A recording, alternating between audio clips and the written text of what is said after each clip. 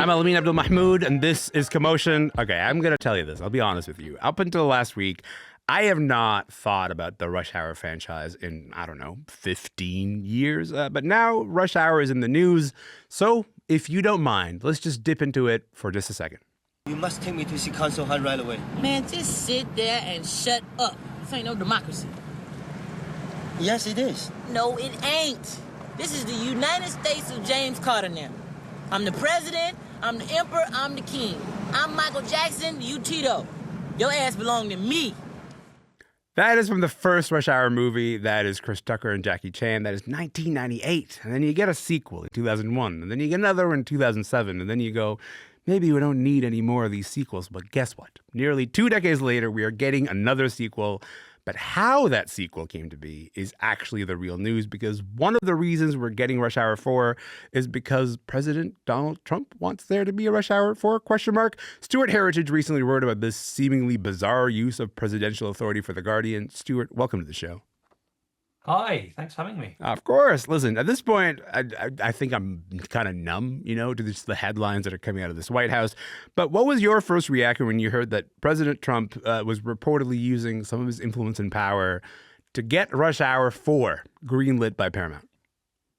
I mean, I thought it was a joke, but okay. almost everything that comes out of the White House, I should learn by now. I always think, well, that's funny.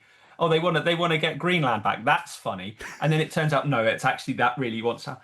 So, yeah, I read a tweet saying Trump had maybe suggested it gets made and thought, well, he would. And then the next morning, it's financed and it's happening.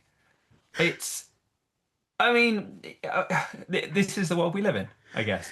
I appreciated the sigh, because I think the sigh that you just sighed there sort of communicates everything I sort of feel about the story. But there's more to the story, than this. The president didn't just say, I want this movie, make this movie made. Apparently the script for Rush Hour 4 has been kicking around for a little while.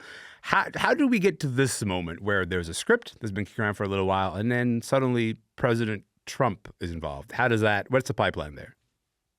I mean, yeah, it's a grimmer story than first it just sounds like an old man is being silly and telling you what films he wants to make, but it's a bit more horrible than that. The Rush Hour films are directed by Brett Ratner, who got very soundly Me Too'd in 2018, I think, and has just been unable to get any films made, probably for good reason. However, Melania Trump has just launched her own production company, which on its own is that's a slightly questionable thing. And her first project is a documentary about her life that is directed by Brett Ratner. So now, sold to Amazon, I believe, right? Sold to Amazon for $40 million. Yes. Which is too much money. That's an extraordinary amount for a documentary in general. That doesn't normally, you don't normally get documentaries commanding that level of money. No, not at all. And it does seem to be an element of fear from the people who control the media that whether it's by lawsuits or the sort of persuasion that got Colbert's show taken off, that they have to kind of do what they're told to some extent. And if that's pay $40 million for a documentary that, realistically, nobody's going to watch. It's just going to be something that appears on a sub-menu for a fortnight and then disappears. That speaks to the climate. And the fact that we're getting, of all films, Rush Hour 4 as that's the payoff. What a bizarre thing. I keep laughing, right? I keep laughing at the idea that Rush Hour 4 is the film that's going to get made because of a presidential use of influence. But I want to talk for a moment about Trump's relationship with Hollywood, right? Because he in January after inauguration, he announced that he's going to appoint a bunch of Hollywood ambassadors. And we were talking about people like Jon Voight, Sylvester Stallone, Mel Gibson, generally conservative-leaning actors. The implication at the time was that there's going to be some kind of connection between the White House and Hollywood, and some of the movies sort of end up getting made. But I didn't see how Rush Hour 4 aligning into the strategy of Donald Trump, or the story that Donald Trump is particularly trying to tell. Is there any alignment there at all? I think that On some level, there probably is. In my mind, I think that Trump wants to kind of hark back to the kind of Reagan era cinema where it's a guy with a gun who's America, and he's taken on all the foreigners and they win, and everyone, there are clear nationally divided heroes and villains, and everything is very conservative, very patriotic.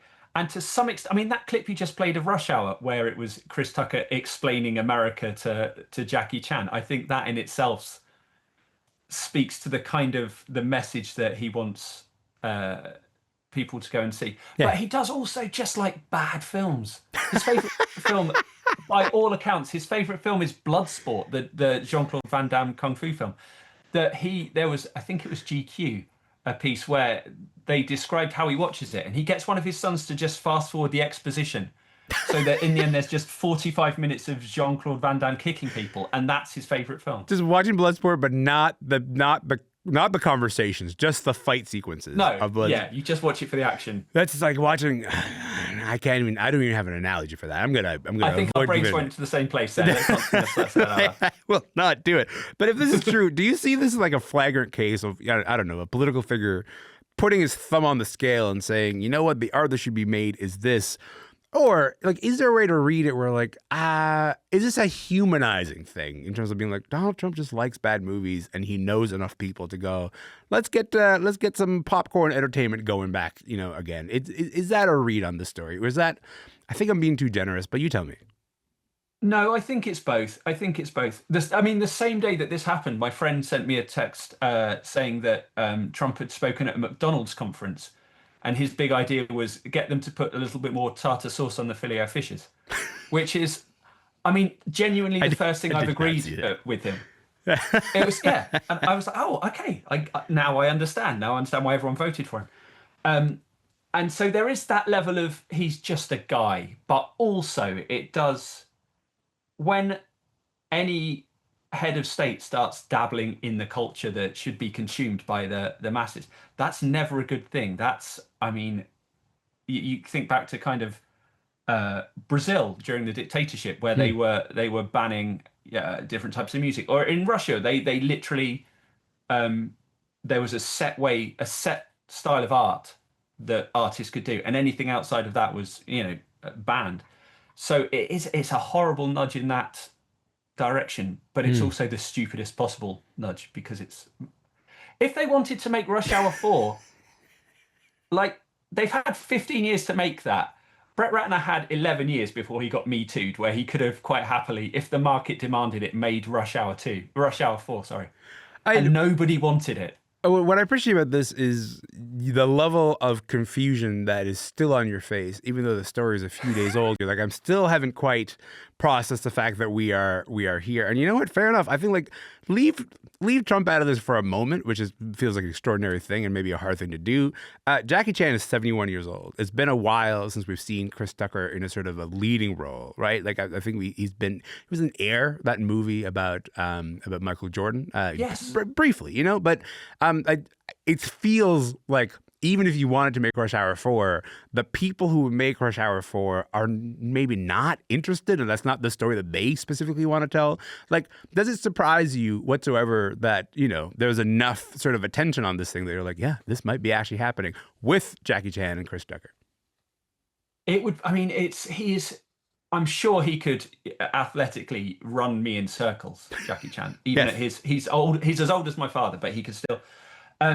But it will be diminished a little bit, surely. Yeah. It has just occurred to me that they could do an all-female reboot of it. That would be interesting. That would all bases would be happy with that, wouldn't they? Yeah, 100%. I'd be game for that. I'd say, all right, let's revisit this world, but also, I don't think I want to see Jackie Chan and Chris Tucker return to those roles. That's just me. But Stuart, I appreciate you shedding light on the story and spending time on it, despite the fact that we are both left just as confused as we were as when we heard about this last week. Thanks again for coming on the show today, man. I really appreciate it. My pleasure. Let's go and see it together when it comes out. I'm in. Let's go. Let's do it. Stuart Heritage is a columnist for The Guardian. He was in Kent, England. My name is Elamin Abdelmahmoud. This show is called Commotion. We would love to see you tomorrow. So if you're around, you've got nothing else to do, it's going to be a great hang. I'd love to see you then.